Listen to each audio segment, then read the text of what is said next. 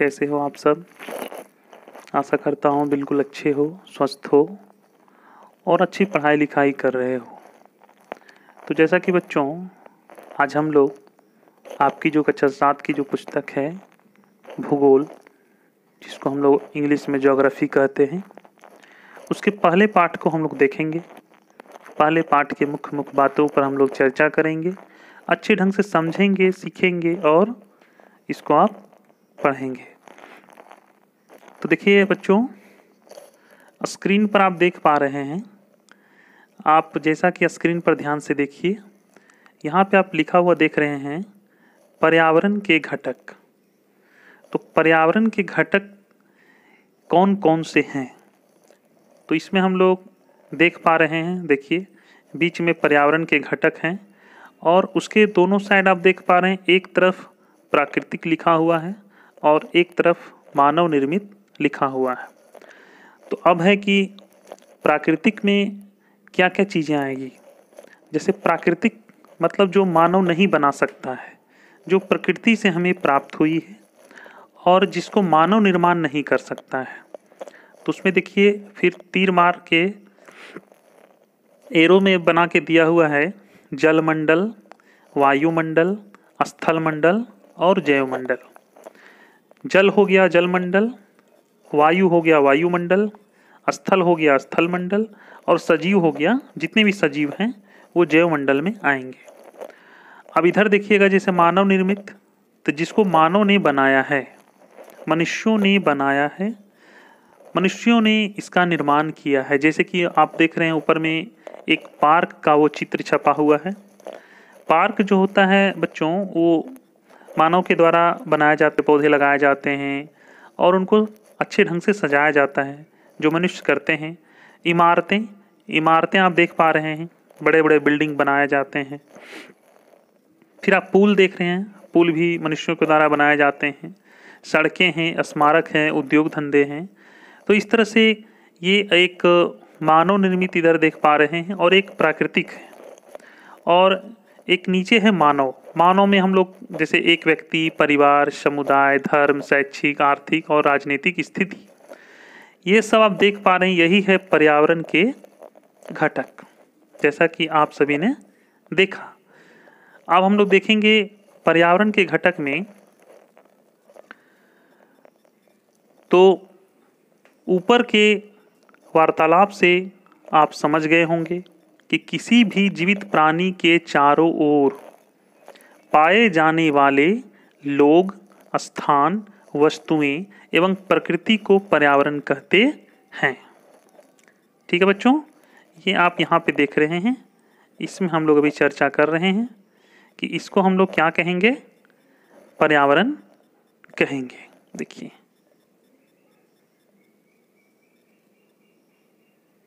यहाँ हम लोग देख पा रहे हैं किसी भी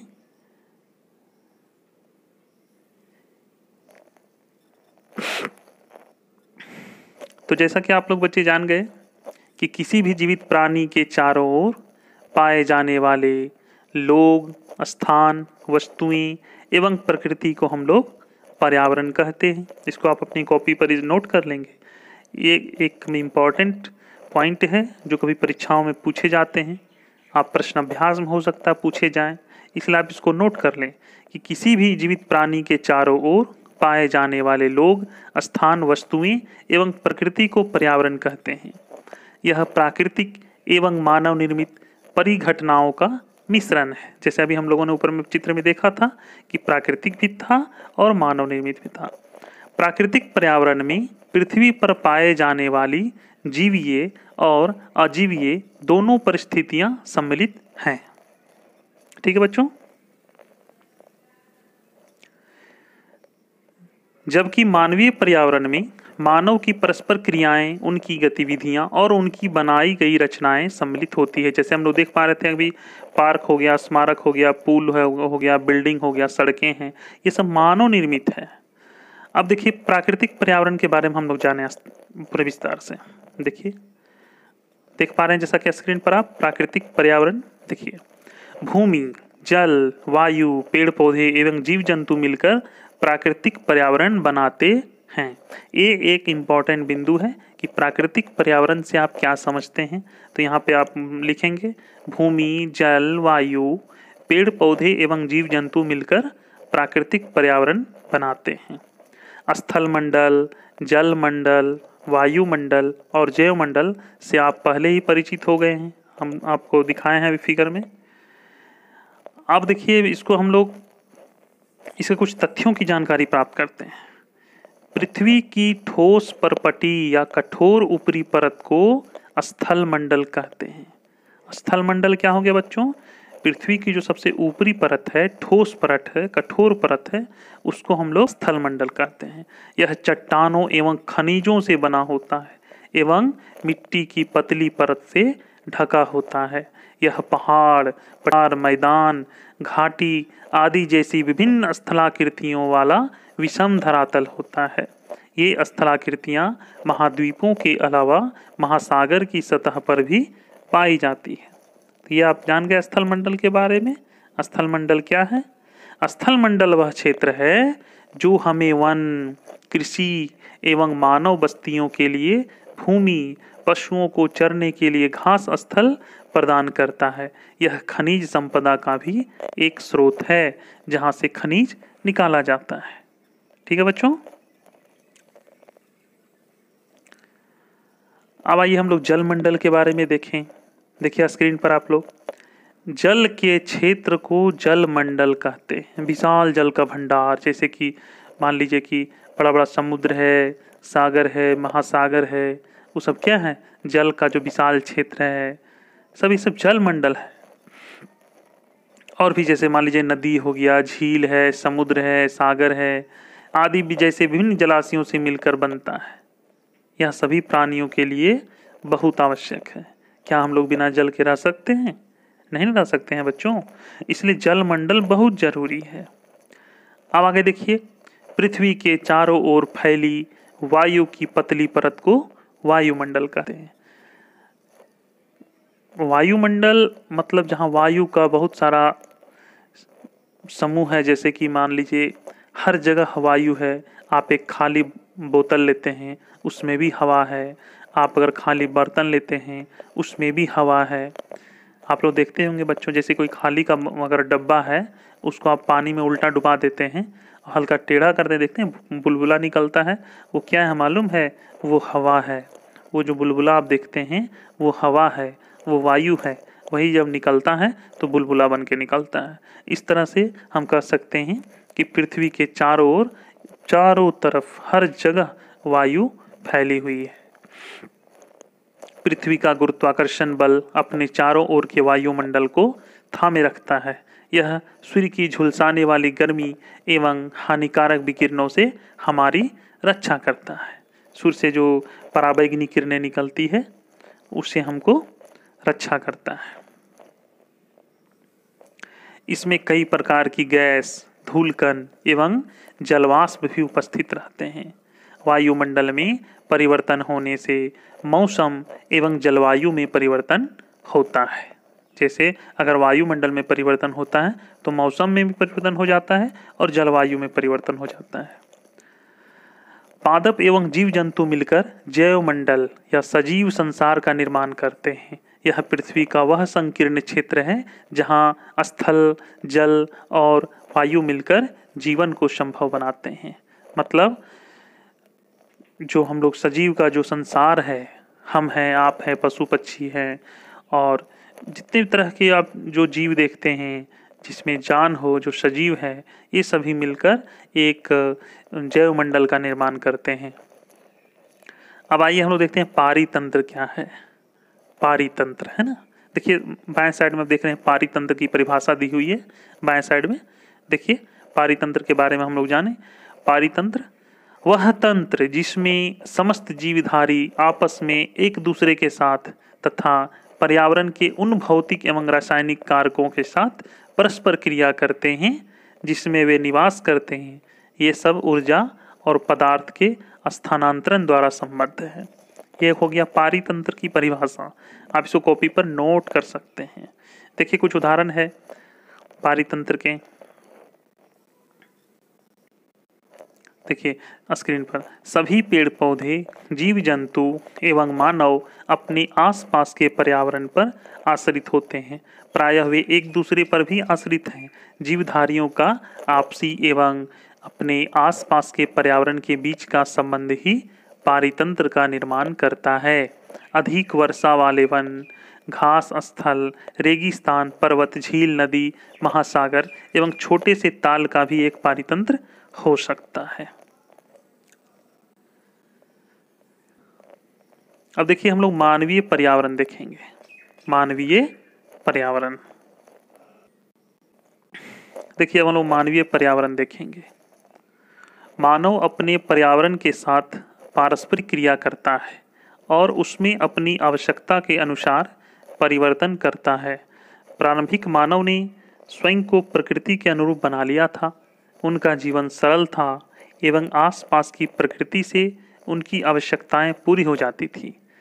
लेकिन समय के साथ साथ कई प्रकार की आवश्यकताएं बढ़ी।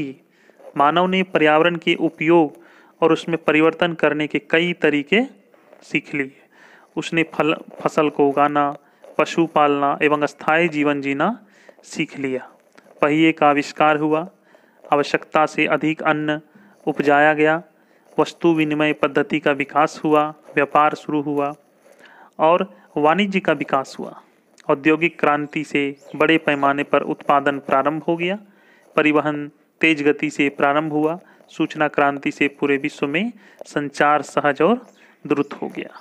तो जैसा कि आप लोगों ने जाना बच्चों, पहले के जो मानव होते थे, जो वर्तमान में जो परिस्थितियां थी उसी के अनुसार वे लोग जी लेते थे। लेकिन वर्तमान का जो मानव है वो धीरे धीरे नए नए तकनीकों का विकास किया, नई नई चीज़ों को खोज लिया और इस तरह से बहुत बड़े पैमाने पर औद्योगिक क्रांति आई और मतलब बड़े पैमाने पर खेती और व्यापार और वाणिज्य का विकास हुआ।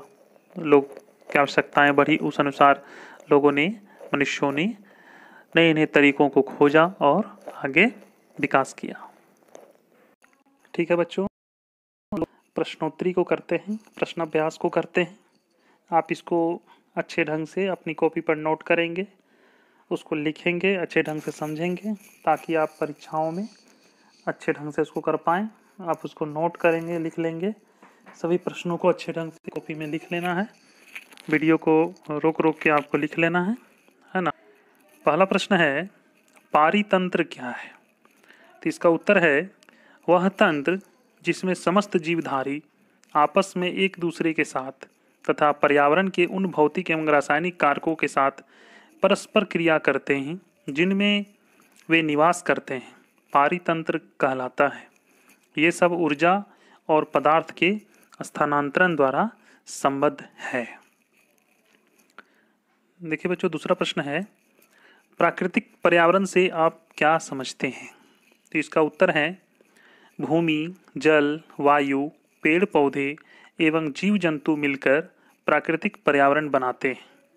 दूसरे शब्दों में पृथ्वी पर उपस्थित उन समस्त जैविक और अजैविक तत्वों का योग प्राकृतिक पर्यावरण कहलाता है।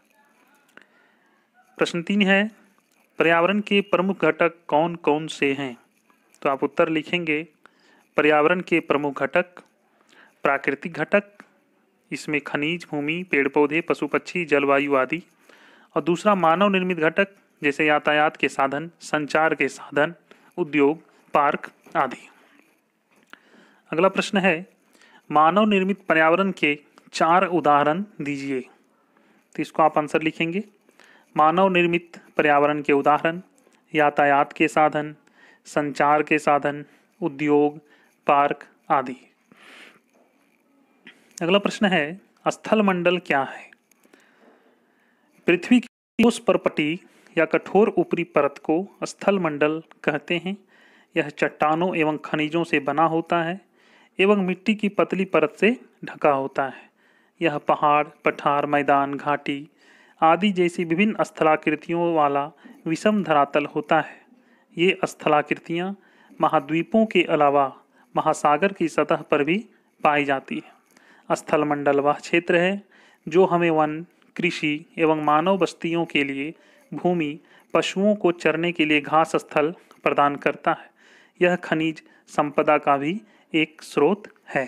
ये सब देखिए जो भी हम अभी आंसर आपको बता रहे हैं बच्चों, जब हम पीछे आप लोग पढ़ रहे थे तो उसमें सारी बातें आई थी। अगला प्रश्न है, जीवीय पर्यावरण के दो प्रमुख घटक क्या हैं?